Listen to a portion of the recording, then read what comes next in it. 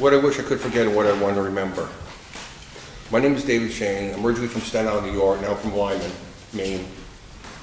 And one of my claims to fame is that I'm a first cousin of Julie and Jody Chase. But the reason I'm speaking today is observance of the 12th anniversary of 9/11. I was at the World Trade Center on September 11, 2001, working as a paramedic for the New York City Fire Department. In my 20 years of service, I was in the Special Operations Division, which meant that I was involved in matters related to hazardous contamination, underwater search and rescue, and confined space rescue. I was also involved with the Fire Department's Urban Search and Rescue Team connected with FEMA. In my years of service, I responded to many incidents, both here and abroad, but none to compare to the experience I had on September 11th.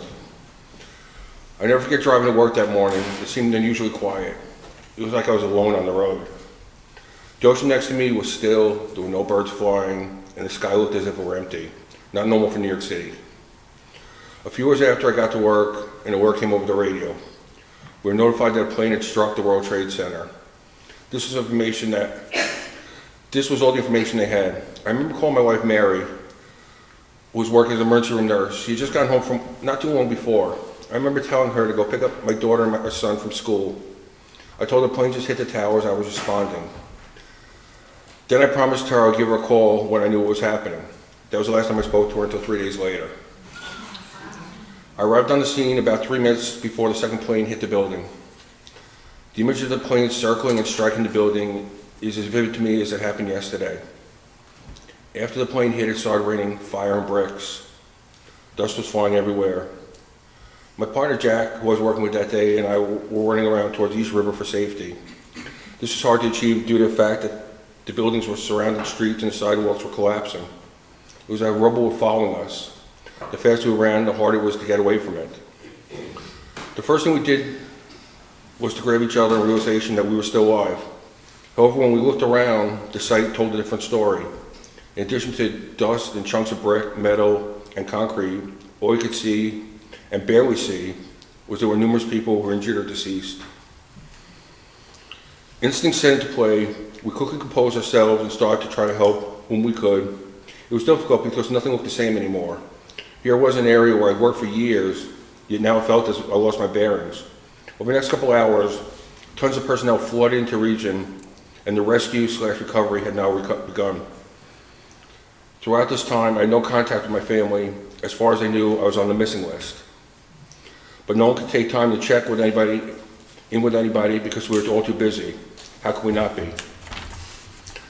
Not after seeing all the fire trucks and police cars, the ambulance and other rescue vehicles twisted and destroyed in the rubble, did I realize what was going on. During the first day, I found out one of my best friends, whom I'd grown up with in an engine company that was on the scene, was missing. I was determined to find him. On the second day, it was that someone had led us with a leash to the region where he and his engine company were. The unfortunate part is we found all of them dead, including my best friend. By the third day, there were no phones working. I made my way back home, and I was so grateful to see my wife and my kids. The reunion was short-lived, though, because I had to get back to the scene. Needless to say, I didn't want to leave my family again. As it happened, I was to spend the next 11 months on the scene, working at least 16 hours a day. That could take a toll. After the 11 months, FEMA decided that the rescue recovery effort had ended, and at the point, the scene was turned into a construction site, so my service came to an end. What I do wish I could forget about 9/11, in disaster situations, you're always taught to distance yourself. In some cases, I could. As we started finding bodies of police and firemen, it got much harder because at these times, I recognized people whom I'd worked with and known. To put it plainly, seeing a body part without a name makes a detachment possible, but otherwise, you're left with memories you can never even hope go away. What I do want to remember from 9/11, I do remember how I felt learning what type of people there are in this country. When I look back at it, watching the arrival of truckloads of food, equipment, supplies, and volunteers showing up on scene, absolutely incredible. For that experience alone, I will always go with great deep personnel of gratitude.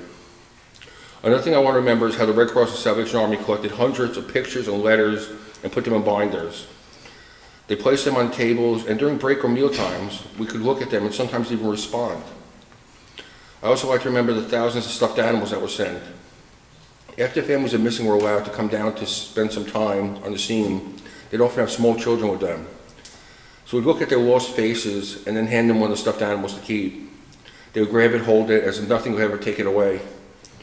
I like to remember the thoughtfulness of my bosses. After working on the site for approximately 9 months, I was told I needed a week off to spend with my family, and was given one of those generously donated trips. We spent a week in St. Croix, and we got reconnected. It was much needed and appreciated at this point.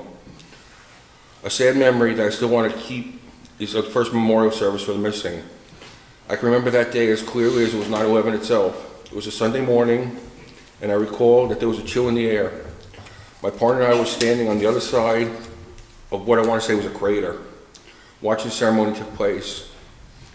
It was a very solemn time, and they were reading the names of the deceased. I noticed a gentleman holding a 4 or 5-year-old. This day I could tell you what he looked like. I could remember the sound of his voice. I could tell you what he was wearing. He was actually holding one of the teddy bears that we had been handing out.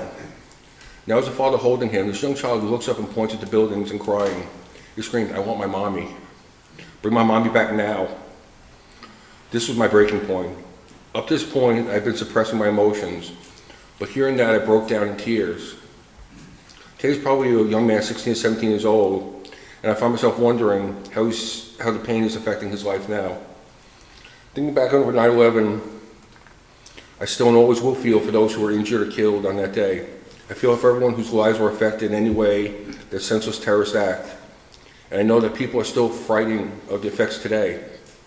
Over the years, I've had a lot of friends who contracted or succumbed to what was called 9/11 related illnesses. This week, I've lost 5 friends this week alone to 9/11 illnesses. I myself am suffering from a 9/11 illness. I have lung cancer, and I also have pancreatic and stomach cancer due to 9/11. So I can relate to what my friends have been going through. But speaking personally, I'm fighting hard to stay with the ones I love and care about. And I can say honestly that my belief in God is now stronger than ever. In conclusion, I'd like to thank all of you now and to take a moment of silence for those whose lives were essentially lost as a result of 9/11. Pray that God watches over them, and please pray for the families and friends left behind. And may God bless all of you and all of you peace. Thank you.